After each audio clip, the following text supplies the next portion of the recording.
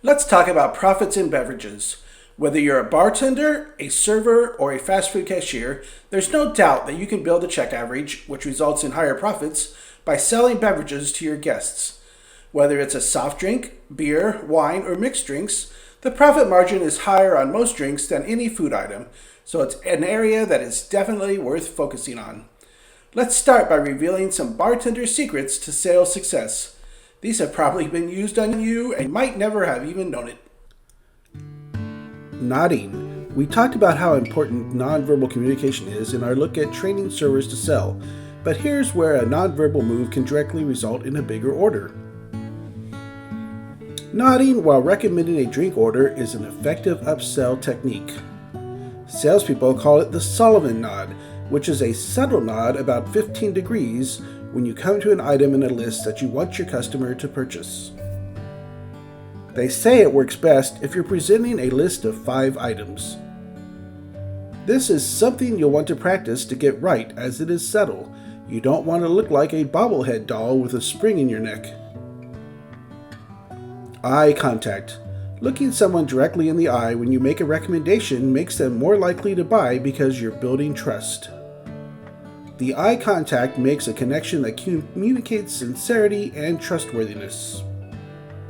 And if you trust someone, why wouldn't you take their recommendation?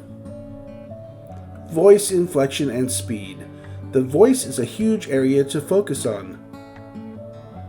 One study showed that the human ear can distinguish 1,378 differences in tone compared to our eyes that can only distinguish 150 hues of color. That makes hearing 10 times more sensitive than our eyesight. You can use this to your advantage through your voice inflections. If you end a sentence with an upward inflection, it's how we usually end a question. This upward change in pitch suggests questioning, insincerity, surprise, or suspense. This is not the message you want to portray when making a sale. But if you use a downward inflection at the end of a sentence, it suggests confidence, power, and certainty. It's a subtle way to affirm that you believe in your suggestion and it is the right choice for your guest. Also, be aware of your speed. If you talk too fast, it suggests your message isn't important or the guest isn't important. You're trying to get on to someone else. But if you slow down and speak intentionally, you're telling your guests that they are important and you want them to listen carefully to what you are telling them. Mastering voice inflection and speed takes some practice. Try role-playing with your team or video yourself so you can see how you sound to others. Bookending. It may sound like you're repeating yourself, but this technique works.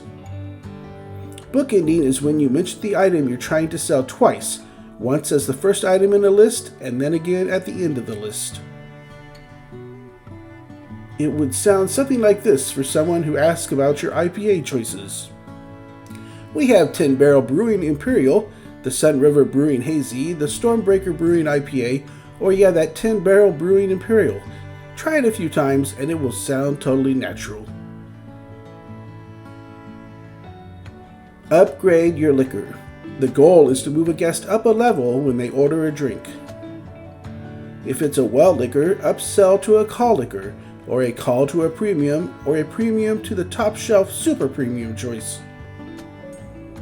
But to make this happen, you need to be prepared to have that conversation. It can sound something like this. Great choice. Our house margarita is very popular, but have you ever tried it with our Casamigos Blanco tequila?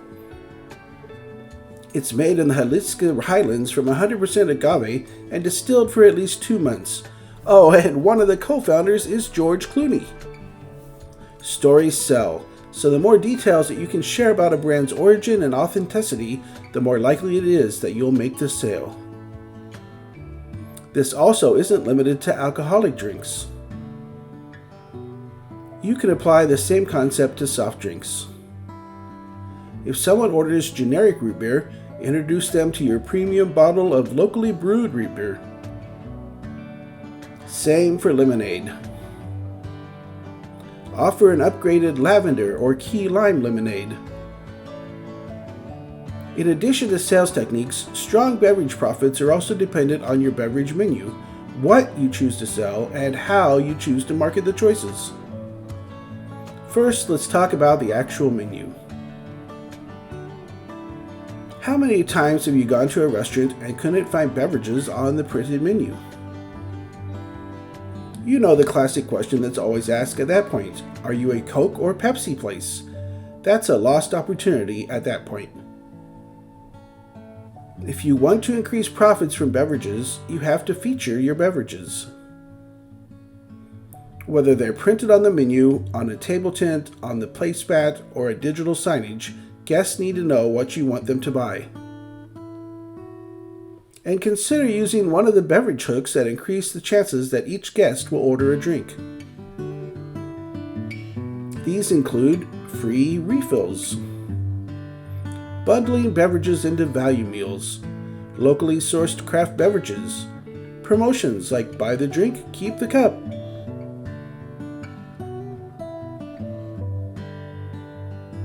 These could be coffee cups with your logo printed on them, old-fashioned ball jar glasses, logoed shot glasses or wine glasses, or even kids' cups. It's a fun way to build sales and get your logo out of the restaurant and into their house to be seen every day. Limited time offers are another way to increase beverage sales.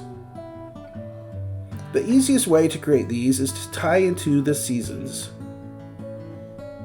What's the most anticipated arrival at Starbucks each year? Can you say pumpkin spice season? Then for the holiday season, it's seasonal beverages built around chai or peppermint. And for unique summer flavors, build your cold drink sales with flavors like lemon, lime, watermelon, or pomegranate. Entire chains have been built on beverages alone, so the possibilities are only limited by your mixology imagination. And let's not discount the classic chalkboard special. A daily features board or sheet allows you to increase sales of specific items. Perhaps it's a wine, a beer, or a non-alcoholic option. These beverages should be high-margin items to really contribute to the profit line. If you have made special purchases from your distributor or importer, that's also a great place to promote these beverages. Another beverage booster is the power of pairings. They're not just for white tablecloth restaurants anymore. You can suggest a wine, beer, and soft drink pairing for each of your menu items. Even if it's just printed on the menu, it gets the guests thinking about beverages. Servers can also highlight your suggested pairings as they work with the guests to take their food order. Also, your food photography can help deliver the beverage message. Instead of just taking a photo of your food, be sure to place a drink next to it. That big specialty burger will look great with either an ice cold cola next to it or a golden freshly poured beer. And for the ultimate move, choose your signature beverage and make it the star of your restaurant.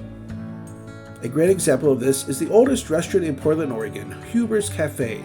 It opened in 1879 and is known for its Spanish coffee. Each one is handcrafted at your table, where the bartender lights the glass of rum and triple sec on fire, which caramelizes the sugary ring around the rim of the glass. As he does, a waterfall-style pour of coffee liqueur and coffee, then tops it all off with whipped cream and a dash of nutmeg.